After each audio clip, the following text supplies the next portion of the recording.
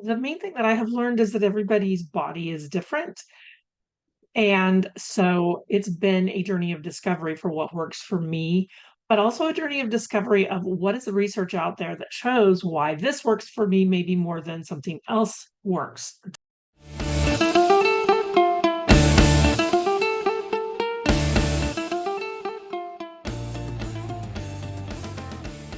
Hi, I'm Susan Ballou. Welcome to Life Health Rewritten, my journey of escape from food addiction and emotional eating. You might already be someone that follows me on my podcast, Life Career Rewritten, with stories of hope after suffering grief and loss. But if not, I'll include a link at the bottom of this so that you can take a listen. After decades-long role in the medical corporate world, I ended up losing my job this last year.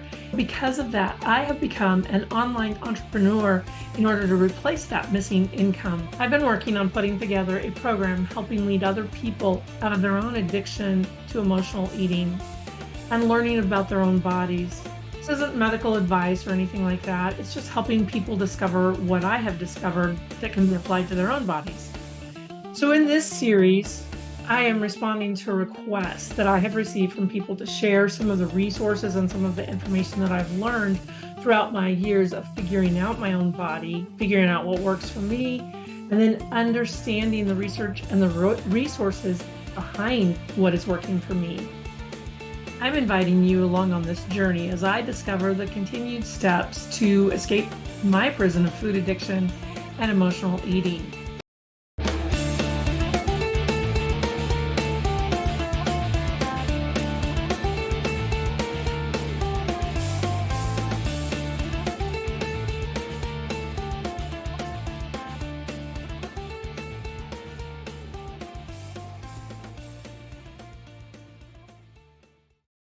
Hi there. Welcome to episode 2, where I am going to be talking about my journey of weight loss and different information that I have learned throughout the years. I have been working on the regain that I told you about in episode 1 for about a decade and have learned a lot of information. And the main thing that I have learned is that everybody's body is different.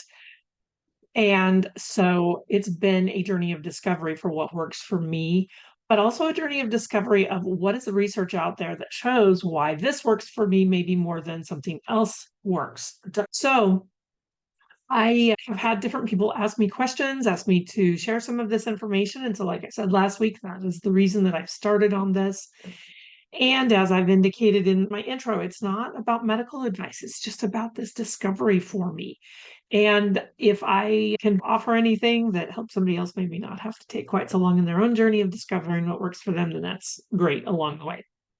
So, somewhere about 8 years ago or so, I had already started working on learning a little bit about the low carb, like I talked about, that my brother had shared with me. But at that particular point, I really only thought it was about my regain and being overweight. And I thought, oh, a lot of the other issues that go along are caused by the obesity, like a lot of people do. You just think that, oh, when we have things like cardiac disease and diabetes and inflammation and stuff, it's all secondary to obesity. Well, I started kind of learning some other things, and throughout the years, I've learned even more as food science has really increased and the knowledge out there has increased. Little story about that kind of started making me think, wonder if need to rethink all of this thought. I was on a work trip with a friend, and we had done a lot of going out to eat, having a lot of yummy stuff. And part of what was included in all of that is like, the roll basket that would come to the table and all kinds of little goodies and maybe more pasta. And then getting to go home for just a little bit home and having some of the yummy baked goods and cinnamon rolls and homemade rolls and just lots of bread. And it was interesting because I was still working in a role where I was doing a lot of walking and moving, and I had had knee problems for years, but really didn't have extreme issues with it, would have pain off and on. But I had an injury when I was very young, when I was like in my 20s, downhill skiing, did some weird stuff to my knee then. And then later on, when the kids were little, fell down the stairs one day and hurt my knee even more. And then kind of the final straw to having a lot of pain was in a work related injury in an emergency when we were getting patient into the OR and kind of a long story there. But so I'd had some chronic issues and was always having to try to be sure that I kept it mobile and worked out and did things like that to keep it under control because I really didn't want to have to go deal with surgery or anything at that point. And especially then, as I gained more weight, I knew that I had to get the weight off and so forth. Interestingly, as a side note, once I switched over from doing that active work where we were all over the hospital and doing quite a bit of movement to sitting for hours on end teaching, my knee got to the point where it was almost out of control. I could barely walk, and everybody was like, "You need to have surgery." Well, what I've been really working on now is let's get the weight back off, see if that helps like it did before, and let's start moving some more. So we'll see. That's to be determined what direction it's going to go. But anyway, I digress. Back to my trip. Things started clicking. And I told my friend, it's like, man, I almost wonder if there is some sort of connection because the only big changes that I'd had during that time was how much bread and wheat I was eating. Well, interestingly, one of the places that we ended up going was I talked to a person that was working there, and he shared a book that he had just been reading, had finished reading, and he said, "I think you might want to read this and take a look at it and see what you think about it." I found it really interesting. And it was a book called Wheat Belly by Dr. William Davis. He's a cardiologist, and he talked about this exact thing. And it was indeed interesting. Had some great stories in it. Talks about all kinds of issues that have been known about wheat and grains for a long time. Come to find out, over 100 years of knowledge about this, but it kind of hasn't come out. There was information about losing weight by getting the wheat out of the body. There was also information about years ago when they still had people basically living in psychiatric units and stuff, situation where wheat wasn't available and the symptoms for people with certain psychiatric diseases completely went away when they couldn't have bread, and then when bread was reintroduced back into their diets, the issue started again. So that was really interesting. But the thing that really clicked with me was when I started reading about the joint issues. And I was just like, wow, this is describing me.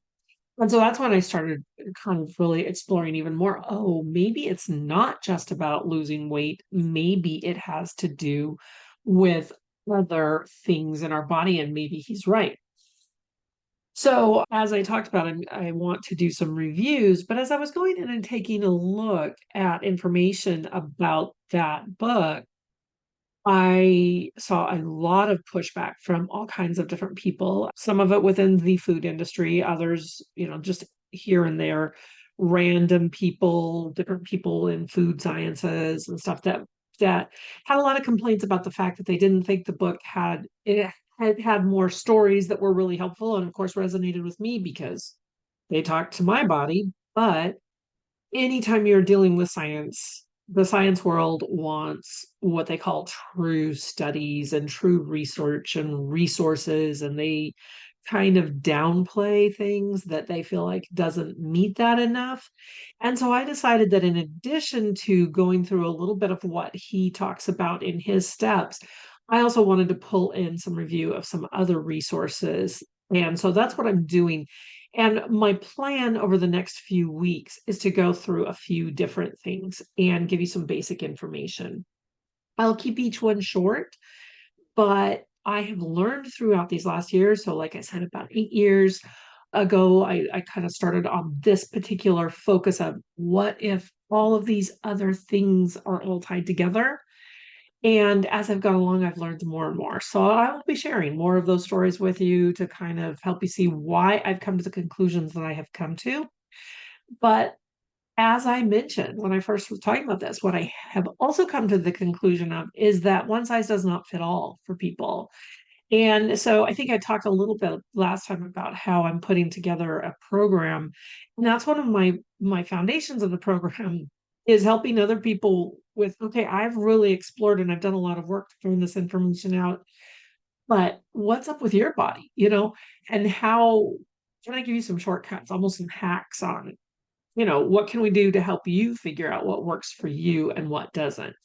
One of the things I've thought about is it's almost for me, it's almost like a meal by meal discovery of what has worked and what hasn't. So that being said, I've got two different authors that I am reviewing, and basically they've got the same information that Dr. Davis had in his steps, and avoiding grains and avoiding sugars. And a lot of people don't like to hear that. Talk more about the whole avoiding grains, I'm sure, in another story that I kind of connect with on that. So today, though, I want to talk about a couple of different doctors and their work that they have really spent some time on. And the first one is a man by the name of Dr. Jason Fung. And Dr. Fung is an author of several different books. He is a doctor from Canada. He's a nephrologist, which means he's a kidney specialist. And before even reading much of his work, I listened to a lot of his work when I would Google things. I'm great at, liking to turn on different YouTube podcasts and videos and things and watch information. And he is one of them that I started watching early on when I started this process of trying to find who else could give me information about this. And the way that he got started was partially when he talked about it, he was so disillusioned with having to take care of these patients that were not doing well in their diabetes, that were, having to have limbs amputated and a lot of times not surviving as long as they should, and just really struggling with all of it. And his process of discovering different things. And he has become known now as a specialist in helping people with type 2 diabetes to really get their diabetes under control by the use of low carb diets as well as intermittent fasting. And we'll go through all of these things step by step eventually talking about this. And so what I'm going to do with each of these providers and these books that I'm reviewing, or in this case, the author that I'm reviewing, I'll kind of go through the various steps that he has given. So the book of his that I am particularly focusing on is what is called the Obesity Code. He also has written something called the Diabetes Code, the Cancer Code, and Complete Guide to Fasting, and possibly others, but those are kind of the top ones that he's known for. He is a supporter of functional medicine, and he also has a lot to say about the whole guidelines around saturated fat and that type of thing.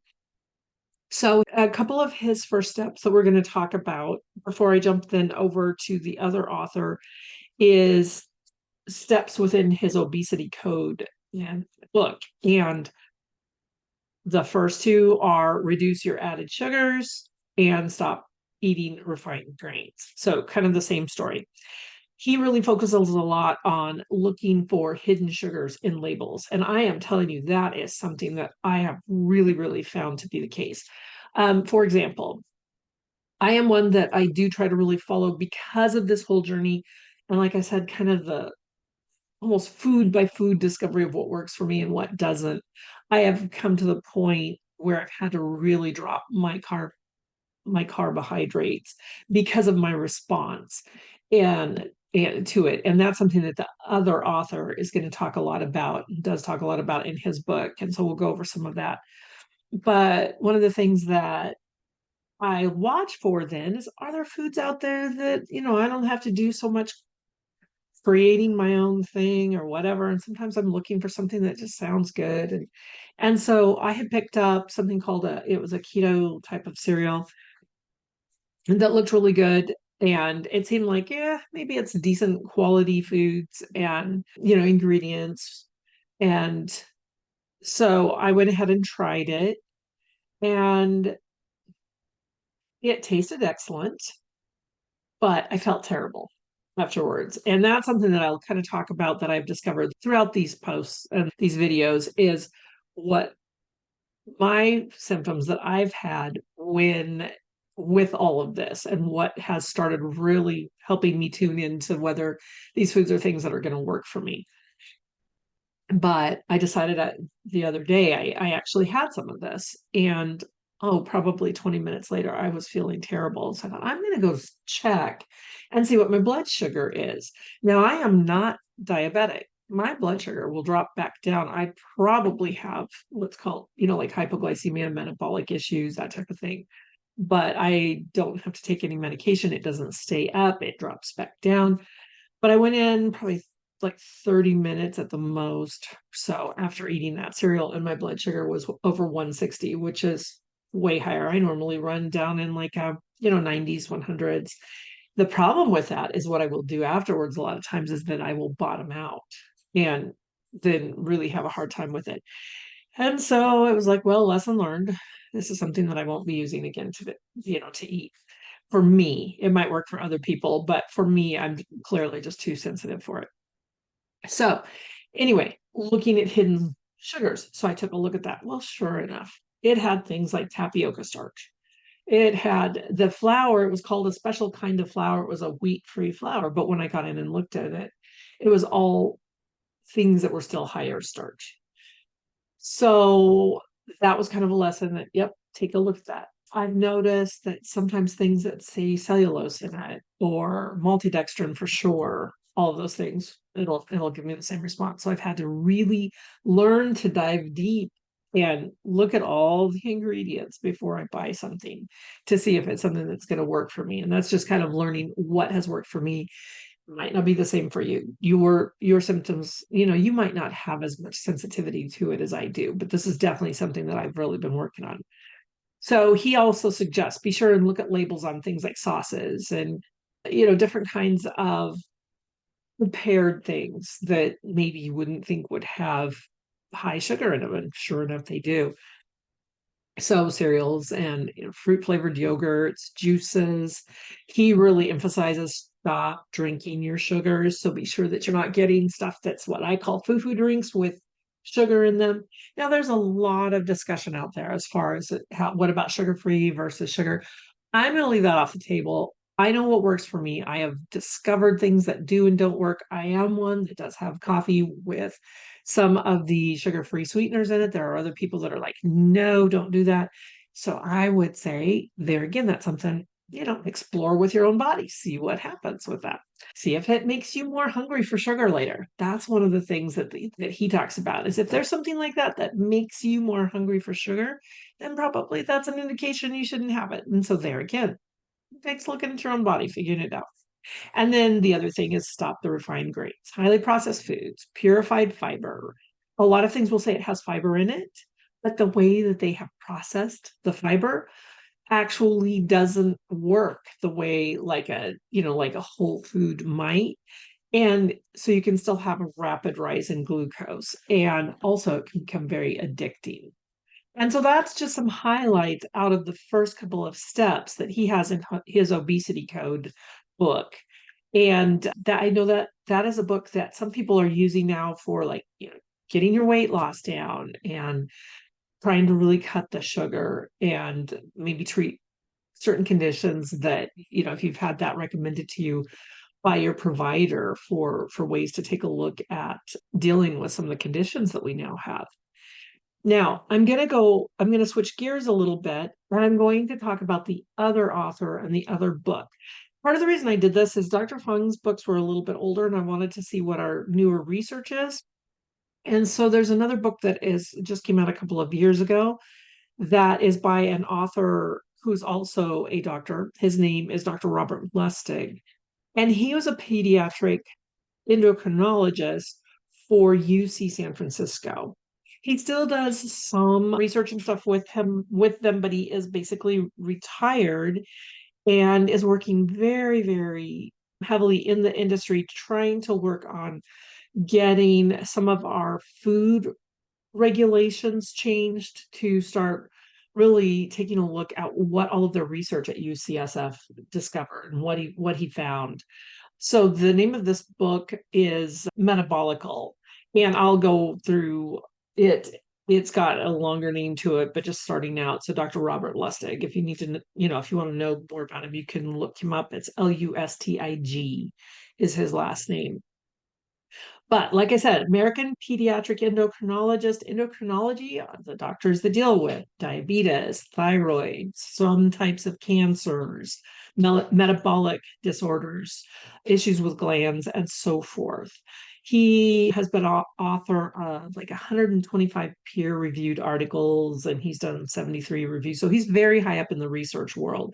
It's one of the reasons why I really was interested in his content, because he's one that no matter what people think about what he has found and what his thoughts are on it, it is very, very research backed. And another thing that I liked about this book is typically when you're looking at books that have a lot of science references and that type of thing, they will have like a resource list in the book itself. And he actually has put it on a website rather than even including it in the book. And the reason that he said he did is because I believe he said that he had 139 resources, and it would have added a huge amount of pages to his book. And so he decided to create the separate resources, and they have links that you can access a lot of the information on and that type of thing. And so to me, that was one of the things that I really wanted to look at to see. So metabolical, and the rest of the title gives you a really good idea of what the focus is. So it's metabolical, the lure and the lies of processed food, nutrition, and modern medicine.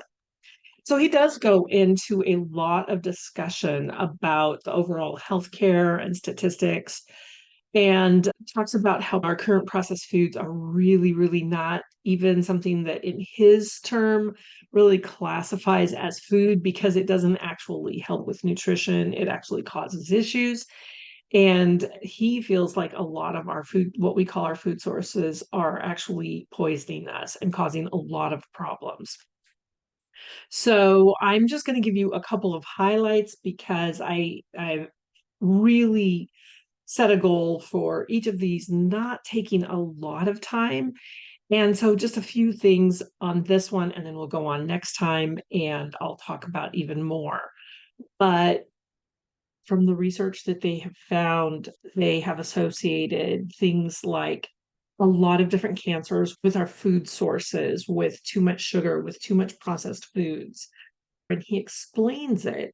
He says that the sugar in the processed foods is actually what supplies what he calls the backbone for the structure that's needed to allow cancer cells to divide and multiply. So that's been interesting. And like I said, he's got the resources to show all of the research that's been done behind this. Autoimmune diseases, which, oh my goodness, so many of us have. Processed foods, with the way that they've been designed, we used to have, when you would have whole foods, the fiber within that whole food would feed that bacteria. And now, with all of the heavily processed foods, so much of it is actually not only not feeding that gut bacteria, but it's damaging the inner lining of the gut, which then creates leaking in the gut. If you've ever heard of what's called leaky gut, that truly is what they say is happening, which is kind of gross when you think about it. And then the poisons are going out into our bodies and creating all kinds of issues. So that is huge, according to what Dr. Lustig is saying. So overall, his mantra within this book is protect the liver, and we'll talk way more about that next time, and feed the gut. And so as we finish up today, my plan for this is to go through and kind of give quick stories and why I have found the information, who I found the information from. So my goal has been, like I mentioned, to really kind of share a few little stories, have some quick posts, and do a little bit of research on these two books.